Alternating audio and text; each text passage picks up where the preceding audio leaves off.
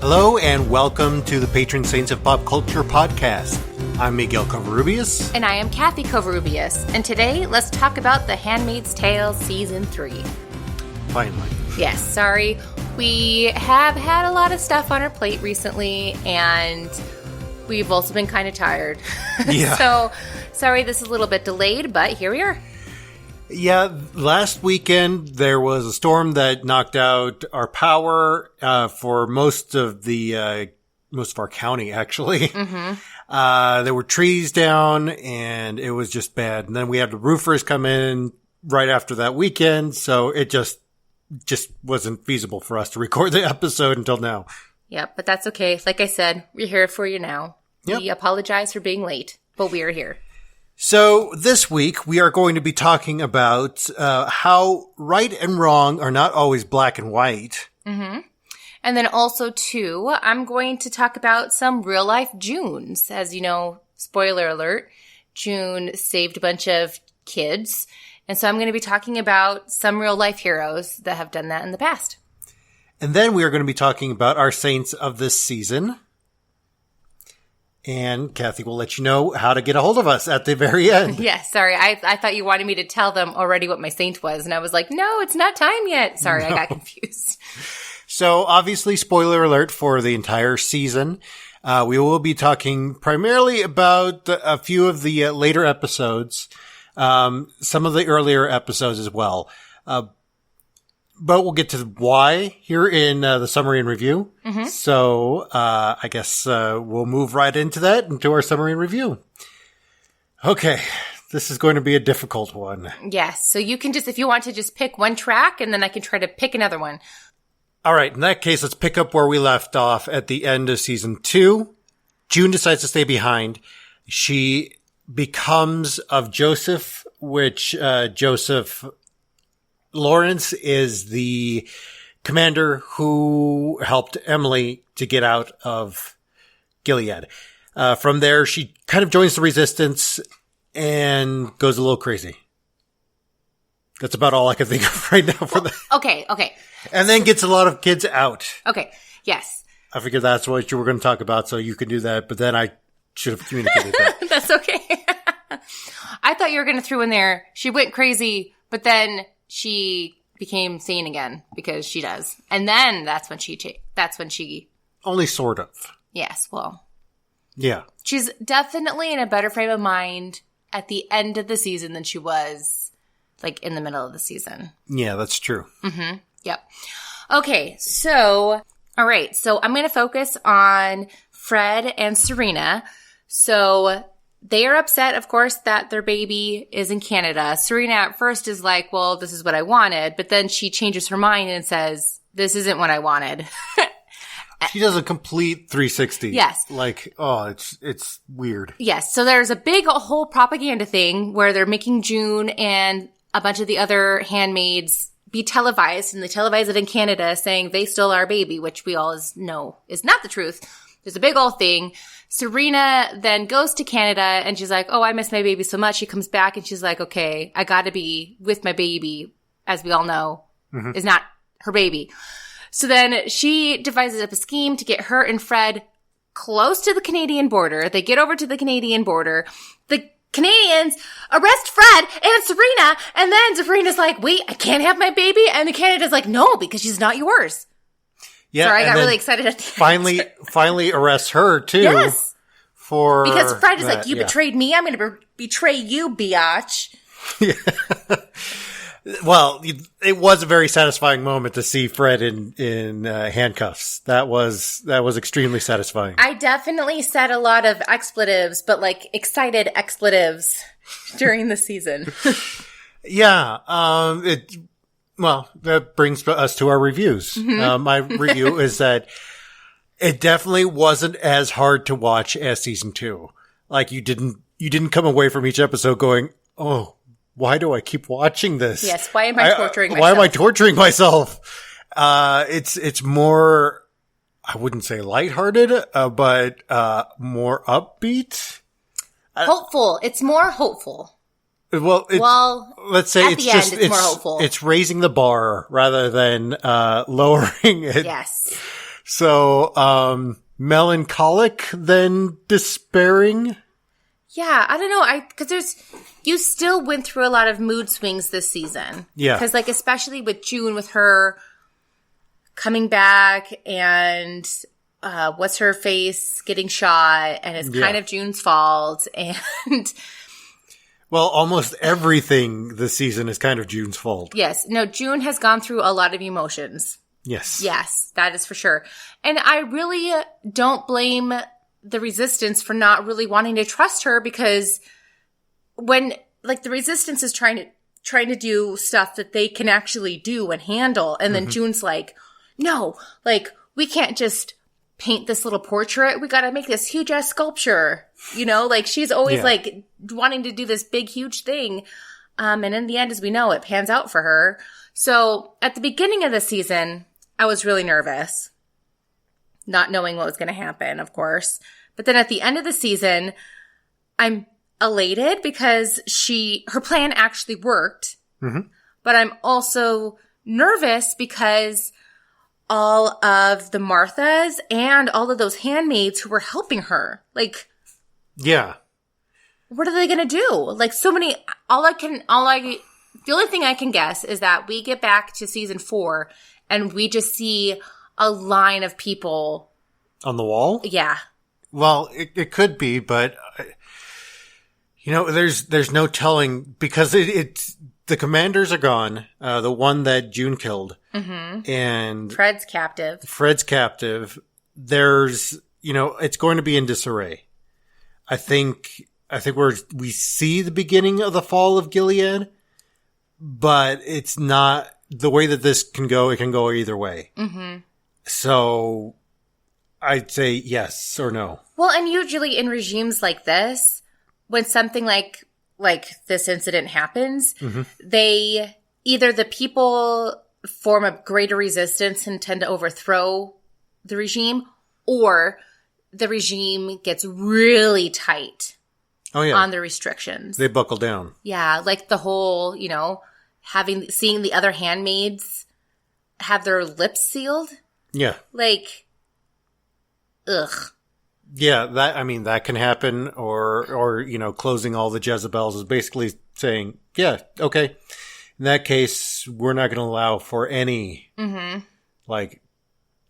gray areas. Yeah, man, there's a lot. Anyway, I didn't find season 3 to be as good, as well written as season 2.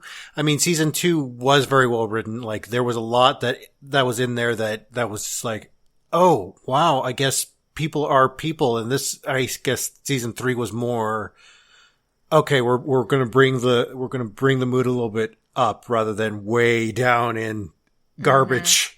So. Yeah. Well, and I like to, you said, well, people are people. Season 3 is a perfect example that people are people, because Serena goes back and forth like a 1,000 times. Like, we have no idea. Like, we think we know where she's at, and then she changes her mind, and then we think we know where she's at again, and then she changes her mind. And I know that it's mostly driven by the fact that she wants to be with Nicole. But she also has to realize that there's no way that Canada is going to view Nicole as hers. Yeah. Because she's not. Got to get to your review. Sorry. Okay. So, I think I already did my review. I really liked it. Okay. Yeah. I don't think, compared to season 3 of a lot of other shows, I think it did comparatively well compared to other shows in season 3. I would disagree on that one, because I think that season 3's, as we just talked about with something else, what did we just talk about season 3 of?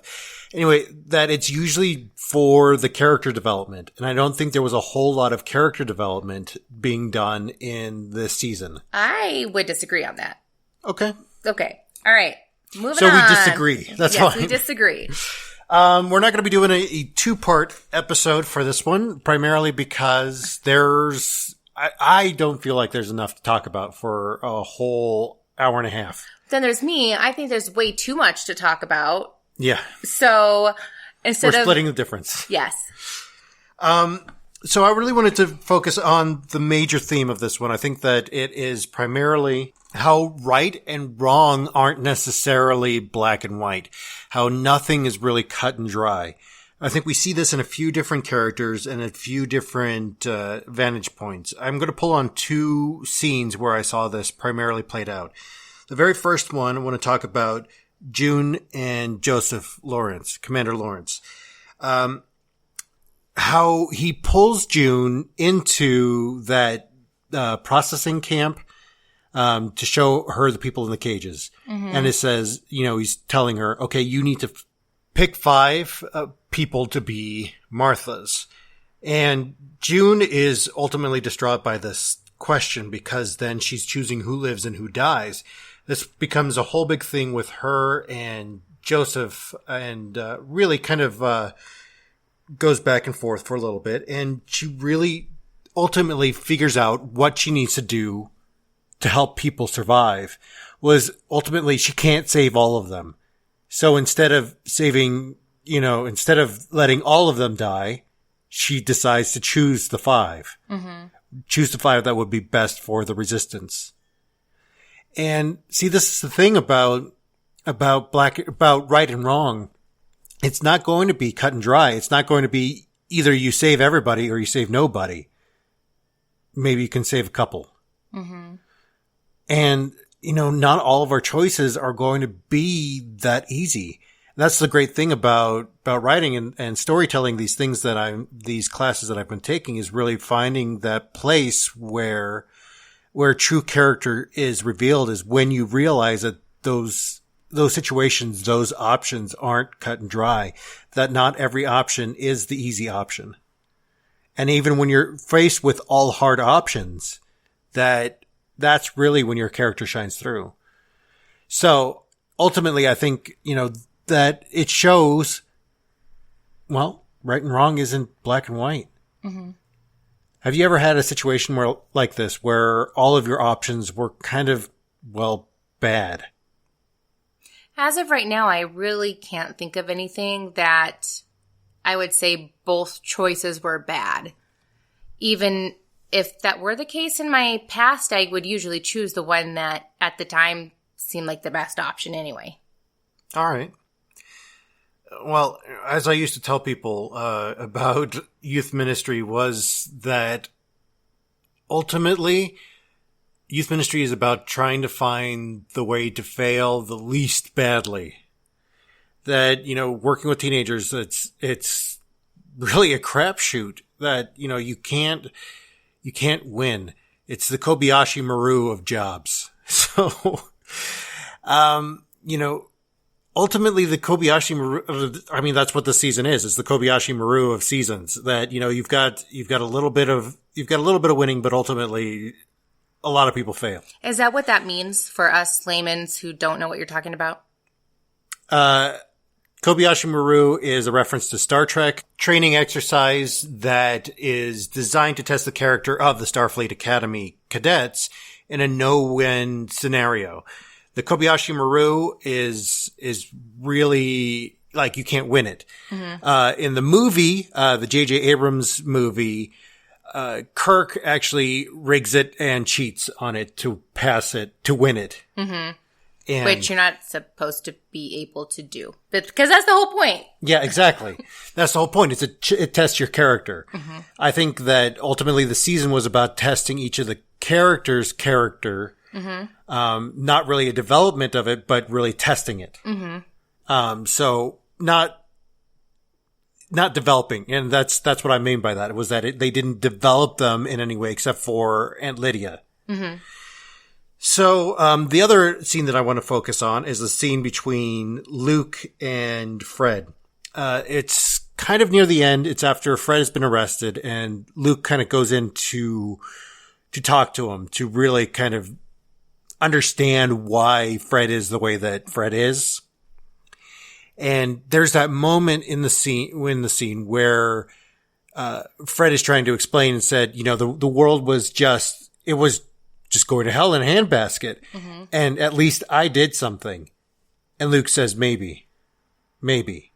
But you could tell that there was more behind his his demeanor, that Fred was trying to get under his skin a little bit. And honestly, it was working, because Luke is kind of on edge. Yeah, he's a little bit of a hothead. He's a little bit of a hothead, but you sympathize with him a lot. Well, yeah. He's up in Canada, and his child and his wife are still down there in Gilead, and he knows the horrible things that are going on. And now he's stuck with his child, who is not his child, but he's raising as his own because it's his wife's baby. So that has, it's just a weird scenario for him, and he's going through a lot. Well, and then June sends him that tape that tells him, I did what I did to survive. Yeah. That I fell in love with this other guy to survive. Mm-hmm. And this baby is a product of that love, but I was doing what I needed to do to survive. Which we find out. Yeah, he's like a military commander. Yeah, and apparently he had a big hand in the battle, which we still don't know much about. Of Chicago. Yeah, people are not really saying very much about it. Yeah, I'm sure we'll find out more later. So I think this brings up a big question. Was Luke's stance before everything goes down? And we saw that in the flashbacks that were in season 2 and in season 1, how his stance was more, okay, if we just kind of don't say anything, we keep our heads down, we can get through this, things will be better afterwards. Mm-hmm.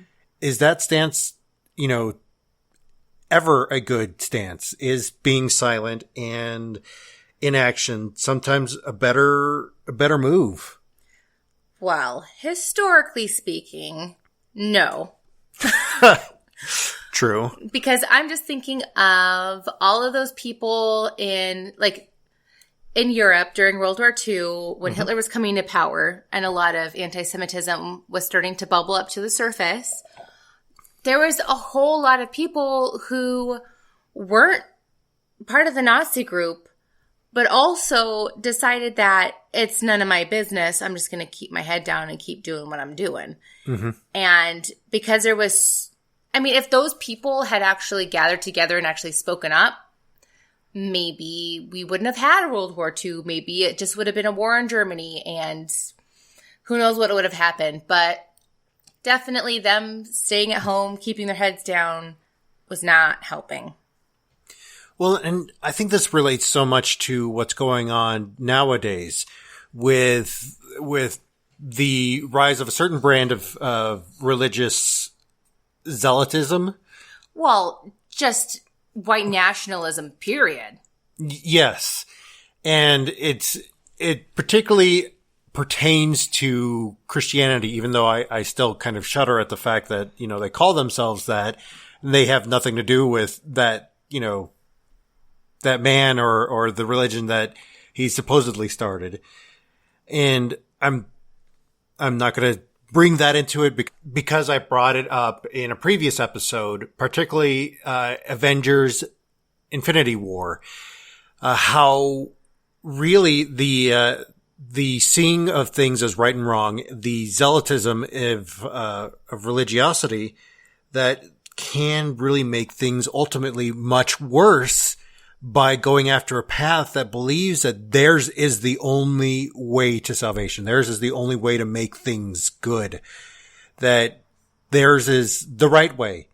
That there is a right and a wrong way, and there is a white way and there's a black way, and that, theirs is both. And it's not cut and dry like that. Life is gray. Life is messy, and there's no good answers to almost anything. So, yeah. Well, there might not be good answers, but there's still good people. Great segue, right? Yeah. I was pretty proud of that one. Okay. So, since I could not pick a topic because I felt like there are so many things to actually go over. So instead, what I did is I went through, I actually tried to find some articles of instances of people helping children escape from things closer to our timeline, closer to us in time. But the biggest stories that I could find were, of course, during World War II, which is probably no surprise to anybody. We've all, or at least know of, Schindler's List. So I decided not to focus on him because, I mean, there's a movie about it, so you can watch it on your own. What I kind of want to focus on are some stories that I found really interesting and I felt had great stories that a lot of people don't know about. So first here is Irina Sedlar. She was actually, in one article that I read, she was compared to Schindler's List, or she was compared to him, like she was the female version of Schindler.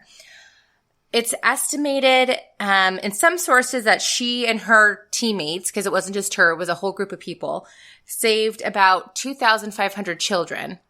But then I also read some other articles where they really don't know how many children that she saved, and they didn't give any numbers. So it's definitely not a hard figure. You know, it could be more than that. It could be less than that. Probably less than that. 2,500 at tops. But still, that's a lot. Oh, yeah, that's a lot. That's a lot of kids. That's, I mean, so much that I don't think a human brain can actually comprehend how many that is. No, I'm trying to, think the largest number of kids that I've seen collectively in one group, and I just suddenly got an image of a stadium filled with toddlers, and God. it was like, yeah, well, loud, but it was a nightmare scenario. I don't blame you. All right. So, one really cool thing about her is that she actually worked in the social welfare department. She herself was not Jewish, but she had a lot of Jewish colleagues. And once they opened up, once they actually closed off Warsaw and the Jewish community inside wasn't allowed to leave, one thing that they did allow was for people in her department to go into Warsaw and treat the people there for typhus, because they were really concerned that if the people inside of Warsaw got typhus, then they would pass it on to the guards who would then bring it out. And so this was like the one thing that they actually treated out of everything else in the world. This is what they were concerned with. So what she would do is she would go in with some supplies, food, clothes, medicine, what have you. And then as she was leaving, instead of having, the clothes in the baskets and that kind of stuff, she would actually have children inside of there. And so she was doing that, obviously a lot, if estimated was 2,500. And then in addition to that, one of her real big drives was to keep records of the names of the children that she had taken out of Warsaw. And then also to record their new names, because what they would do is they would give the children new names. And then sometimes they went off to people and families that she knew who were sympathizers. Or she would give the children to a local Catholic orphanage. And then unfortunately, they had to do what they had to do in order to make sure that the children survived, and they gave the children basically Christian lessons because they had to pass off as being Christian so they would be safe. At one point in time, Irina actually got caught, and she was caught and tortured and actually sentenced to death. She was tortured for the names of her associates, and also they're trying to get a list of the children too, because they had figured out that she was actually smuggling children out. And she was like, I'm not going to do that. You can torture me all you want. So they were like, fine, we're going to kill you. On her way to actually being killed, a group of her people that she was working with actually bribed the guards and then saved her. And then what did she do? After she was saved, she just went right back in and she continued to do the good work that she was doing. Obviously a little bit more secretive. Yeah. Well, yeah, she obviously couldn't be a social welfare worker anymore because her cover was blown. Yeah. But still, I mean, well, and that's a lot. This is what we can see from season 4, I'm sure, is that June's going to go back in, She was caught. Yeah, well, I mean, she can hide out in the Lawrence household. Mm-hmm. obviously... Well, I don't know if she can hide it in the Lawrence household because, I mean, they're going to know that the Lawrences... No, because they knew. Because remember, they had an idea that they were at the Lawrence's house, which is why they had to move so quickly. Well, she's probably going to be more undercover. I have no idea. But anyway, it's definitely going to be some samesies. I couldn't think of the word. So samesies it is. But yes, twinsies. And her work actually prevented her from going to her own mom's funeral, which obviously if you're in hiding, that's going to be something that you're not going to be able to do, especially during the war still. Okay, so moving on to the next person. So this is, can you say the name? Because I'm going to say Johann von Holst. Yes. So Mr. Van Holst was actually a teacher, and he worked across the street from a daycare where essentially they would take Jewish children to. And obviously this is after the start of the war. Yeah. It's 1942 and 43. Yes. So what he actually did is he would, I'm sure some of you have heard the story before or at least heard like rumor of it, but he actually put Jewish children and babies in baskets and in sacks, got on his bicycle, and then bicycled them out of Amsterdam and then took them to a safe place. So during the occupation of the Nazis for the school, he actually turned the school itself that he was working at into a site for the anti-Nazi resistance.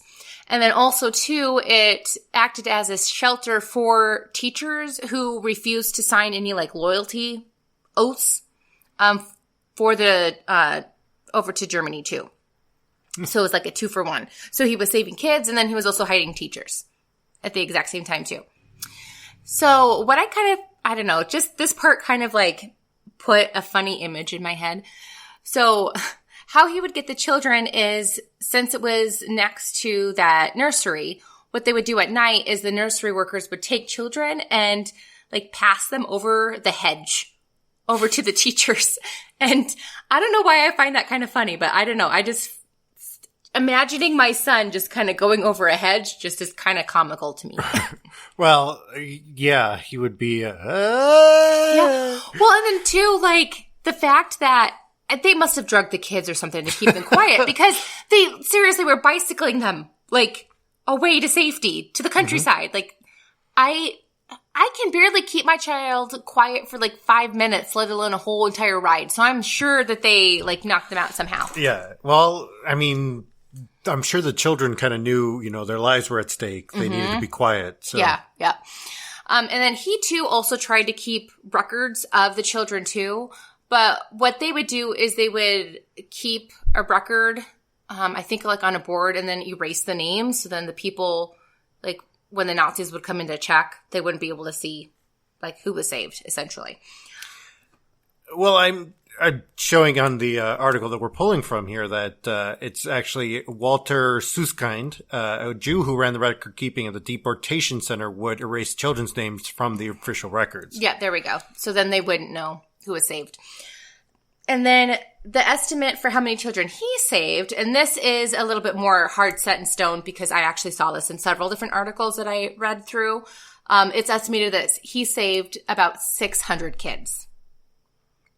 Like, that's amazing. Yeah. And then what breaks my heart is he lived to be 107, which is like amazing. And even on his deathbed, like he felt bad he wasn't able to do more. Mm-hmm. Like he was seriously upset that he couldn't do more. This is a quote from him. He said, "You realize that you cannot possibly take all the children with you. You know for a fact that the children you leave behind are going to die. I took 12 with me. Later on, I asked myself, why not 13? Like, and I guess that's kind of what you were talking about too. Like, yeah, you're helping, you're putting your life at risk by helping save these children, but there's still so many other children that he couldn't save. Yeah. You know, no matter what he tried to do. Still, 600 is a lot. And there's actually some records to show, too, like there's children who know that they were saved by him as well, too. Same with Irina, too. There's children who can connect themselves to being saved by her. I know that a lot of these children that both of them saved weren't necessarily put in the best of circumstances. There's a lot of stories out there of children being saved and taken out of Nazi occupation areas. And then they were being used as slaves in the Christian household that they were supposed to be saved in. Obviously, being somebody's slave, but still being fed. Yeah. And like, at least look like they're being well cared for is better than dying, but they still were not treated well. There is reports of abuse just being rampant among these children too. So I know that they did the best that they could to help these children, but even Irina would tell parents, like when parents would ask, are my children going to be safe? She would say, I don't know. Well, yeah. I don't know. And I can imagine her like that has to be tough. Like, I don't know if your children are going to be safe. Mm-hmm. All I know is right now I can take them out of the situation that they're in and hopefully they can have a better life. It very much is almost a no-win scenario. Mm-hmm.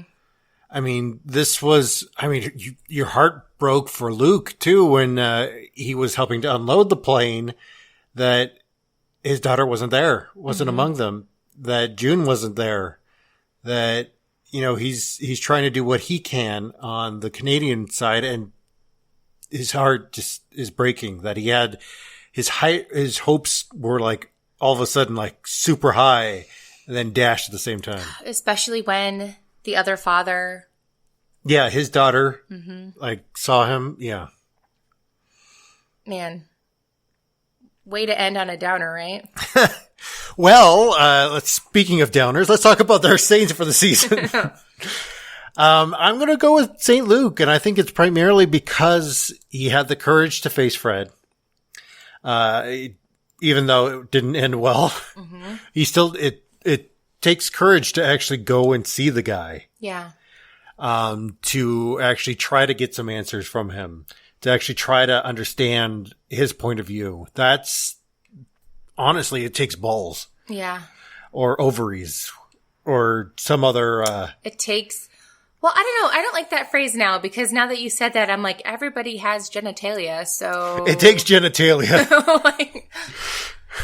It takes a lot of, gumption. Yes, that's what I was going for. Thank Maxie. you for it takes a lot of Maxie for him to go and check him out. Mm-hmm, yep.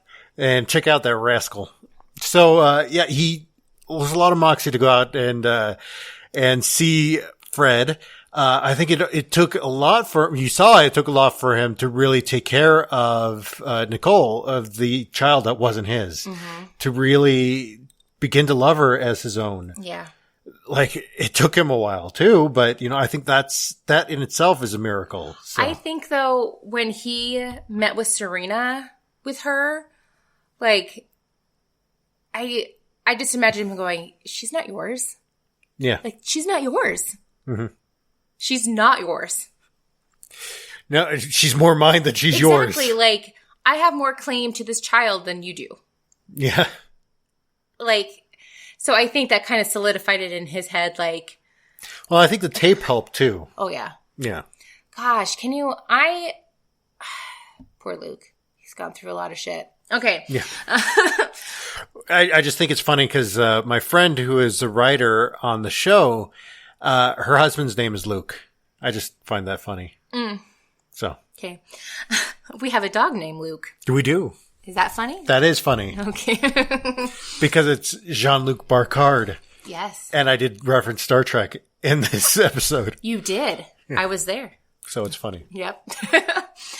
So for my saint, really, it was so hard to narrow down because ultimately I wanted to give sainthood to all of the Marthas that helped because, oh my God, like they seriously risked their life. And I'm kind of surprised that the Marthas are like more the head of the resistance and there's not as many handmaids as being part of the resistance. Probably because Marthas have a little bit more freedom in terms of what they do and who they gather with than the handmaids do. But still, like, I was a little shocked by that. That's my own take. I think that, the handmaids are probably heavily regulated and also went through much more emotional and mental abuse. Mm-hmm. Yep. But I wanted to focus on Rita. I love Rita so much. I want her to be my friend. I want to buy her a spa day and just let her just chill. She's in Canada now, so. Yeah, she definitely could have a spa day and chill. So Rita, man, she is just the best friend that anybody ever could want. She has been side by side with June really this whole entire time. I don't know, like, she knows that what she's going through is very, very risky. She knows that it's right. She knows that June isn't 100% June with the stuff that she's gone through. But she still kind of respects Serena in a way, you know? So I can imagine this being like super hard for her. But gosh, that scene when she was like, June was like, you gotta go.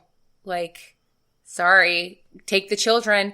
And then all the other like Marthas like stayed behind, like, and Rita was in charge of taking all the kids onto that plane. Like, I can only imagine like the sheer panic, like of just all of a sudden having a bunch of children that I'm responsible for, you know, like that's panic inducing. And man, when she got off that plane and found Luke and just said, your wife is amazing. Like, she did this. This was June. She might be going through some stuff right now. She's not 100%, but hey, she did this and she's amazing. Mm-hmm. And just to be a messenger in itself, like a messenger of good news, like, I wish I could be a messenger of good news, you know? Saint Rita. Saint Rita. Meeting with Saint Luke. Mm-hmm. Yep. And then also, too, I just wanted to throw in there that awesome scene with Emily when she's walking in with Nicole into, I think, a hospital. And people are just staring at her because they don't really know who she is yet, but they know that she's a handmaid and she's escaped. Mm-hmm. And they just start, like, slow clapping for her. Oh my gosh, I'm getting tears, like, in my eyes, just, like, remembering it. But it was so powerful. Like, even if you didn't like that season, you had to have liked that scene. No, there were some really powerful scenes in this season. I feel like they put you through so much torture in season 2 that was the payoff for season 2. Gotcha. Yeah, was Emily getting the... Yeah. Yep. Mm-hmm. Mm-hmm. Okay. So, tell them how they can get a hold of us to let us know what they thought about The Handmaid's Tale season 3, or who they thought their saint of the season would be. Sure. And then also, too, if you want to, after I give you the information, tell us any other shows or movies that you want us to review. You can go ahead and let us know. You can reach us at our Facebook page at Patron Saints of Pulp Culture, and you can also find us at Instagram at Patron Saints of Pulp Culture as well. You can find us at our website at patronsaintsofpopculture.org. Did I do it right this time? Yes, you did. Yes! Okay. And then also we're on Twitter at The Honest Faith. At Real Honest Faith. Real Honest Faith. Yeah, that'll probably be really soon that we have a at Patron Saints of Pop Culture Twitter handle. Yes. So, with all of that being said, we invite you to come and join the conversation. Bye.